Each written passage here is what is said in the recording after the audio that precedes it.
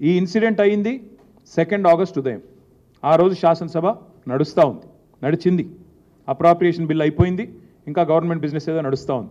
నేను అడుగుతా ఉన్నా ఈ ప్రభుత్వాన్ని, ఆ రోజు ఈ విపత్తు సంభవించిన విషయం మీకు తెలియదా, లేదా తెలిసి దాచినరా? శాసనసభ సమావేశాలు జరుగుతున్నాయి కాబట్టి గవర్నమెంట్ బద్నామవుతుందని కావాలని తొక్కిపెట్టినరా? లేదా అసలు మీకు తెలియని కూడా తెలియదా? ఖబర్ కూడా లేదా? ఖబర్ కూడా లేదు అనుకుంటే అంతకంటే సిగ్గుచేయడం కోట్లేదు.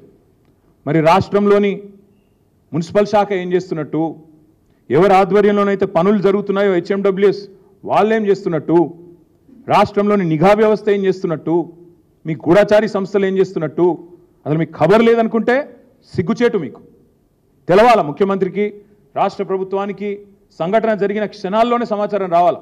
ఇంత పెద్ద సంఘటన జరిగి కోట్ల రూపాయల ప్రజాధనం నష్టమైతే తెలియదు అంటే సిగ్గుచేటు. తెలుసు అంటే 100% నేను ఆరోపిస్తా ఉన్నా. మీకు తెలుసు, ముమ్మాటికి తెలుసు, పక్కా తెలుసు మీకు.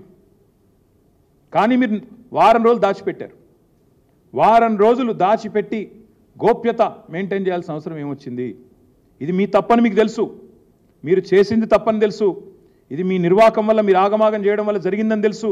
ఇంజనీర్లు చెప్తా ఉన్నారు, వద్దనంగా ఆగమాగం పనులు స్టార్ట్ చేసి వద్దనంగా గేట్లు బిగించారు సార్. ఫుల్ ఫ్లో వస్తుంది, వరద వస్తుంది అని చెబితే వినకుండా ఇవాళ తొందరగా పూర్తి చేయాలని చెప్పి మాకు ఆదేశాలు పైనుండి వచ్చినాయి. ఏవైతే పంప్ హౌస్లో పనులు పూర్తయి మోటార్ల బిగింపు జరిగే వరకు టన్నలు, అదేవిధంగా ఈ రిటైనింగ్ వాల్ ఏదైతే కట్టినారో వాటిని గేట్లు అమర్చే క్రమంలో ఆ టన్నెల్కి మీరు వరద కాలంలో పెట్టకుండా కొద్ది కాలం తర్వాత పెడదామని అధికారులు చెప్పినా వినకుండా ఈరోజు హడావుడిగా గేట్లు అమర్చడం వల్ల ఈ నష్టం జరిగింది.